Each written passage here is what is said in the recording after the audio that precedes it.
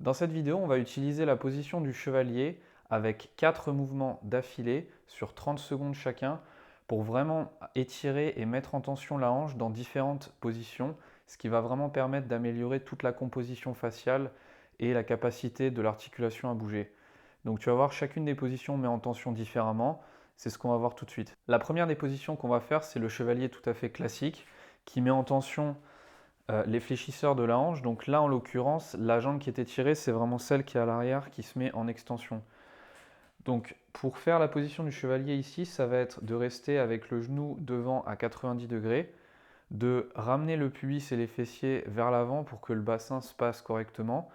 Et pendant les 30 secondes, tu vas simplement fermer les poings à côté, faire un double menton, comme ça va encore plus augmenter la position, et presser légèrement le fessier de la jambe étirée vers l'avant. À partir de là, on va rester les 30 secondes et tu vas simplement respirer en ramenant toujours les fessiers vers l'avant pour que le bassin mette bien en tension le psoas notamment et le quadriceps. Donc tu respires tranquille.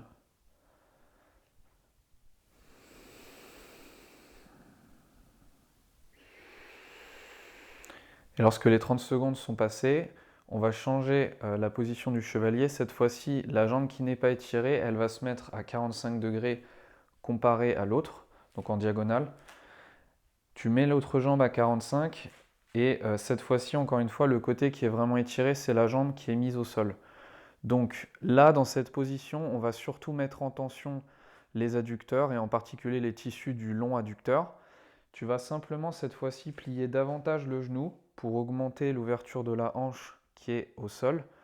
Laisser la jambe au sol se poser sur la malléole au niveau de l'articulation de la cheville et ouvrir un petit peu le genou qui n'est pas étiré, ramener le bassin, regarder devant toi, fermer les poings et tu vas cette fois-ci non pas presser forcément que les fessiers vers l'avant, même s'il faut le faire, tu vas tirer ton talon sur le genou et vice-versa, le genou va tirer vers le talon. Donc là, vraiment, normalement, tu devrais sentir un bon étirement de la jambe qui est posée au sol, mais aussi une contraction des ischio-jambiers de la jambe opposée. Donc là, vraiment, tu vois que ça travaille totalement avec cette position-là. Donc là, pareil, on reste 30 secondes, et le plus important, c'est de tirer le talon vers le genou et inversement. Tu te concentres sur ta respiration. Tu ramènes légèrement les fessiers si tu veux encore plus augmenter la difficulté. Tu tires sans forcément mettre toute l'intensité dont tu es capable, mais juste tu tires pour augmenter l'étirement. Tu devrais même sentir au bout d'un moment que la jambe qui ne s'étire pas forcément a envie de plus en plus de descendre et que la cheville te laisse de plus en plus aller vers le bas. Lorsque les 30 secondes sont terminées, tu reviens, tu repositionnes la jambe qui était tirée sur les orteils. Cette fois-ci, on va placer la jambe qui ne s'étire pas à 90 degrés en rapport avec l'autre. Donc tu ouvres la hanche. Et cette fois-ci, les points clés sont exactement les mêmes que la position précédente. Donc tu laisses ton genou se fléchir davantage. Tu ouvres, tu poses sur la malléole. Tu ouvres aussi le genou qui ne s'étire pas pour augmenter l'étirement même au niveau des adducteurs là. Et tu vas simplement te baisser un peu, tirer le talon vers le genou et faire exactement l'inverse pour le genou.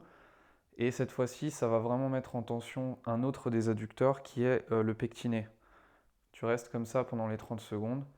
Tu presses le fessier en avant et tu tires le talon et le genou ensemble. Pendant les 30 secondes, on veut vraiment tirer pour habituer ces tissus à se contracter mais aussi à s'étirer. Tu respires par le nez tranquillement. Tu n'augmentes pas forcément la tension que tu mets au niveau du talon et du genou, mais normalement tu devrais sentir que c'est suffisant. Lorsque les 30 secondes sont terminées, tu te remets exactement comme tout à l'heure. Et cette fois-ci, ça va être un peu spécial puisque on va déplier la jambe qui cette fois-ci n'était pas étirée et donc ça va devenir la jambe qui s'étire. Alors pourquoi est-ce que je le fais comme ça? C'est que la position s'enchaîne parfaitement, mais c'est vrai que normalement on veut plutôt faire le côté le moins souple, puis le côté le plus souple. Là, en l'occurrence, c'est un peu spécial, mais tu vas voir, ça ne change pas grand-chose.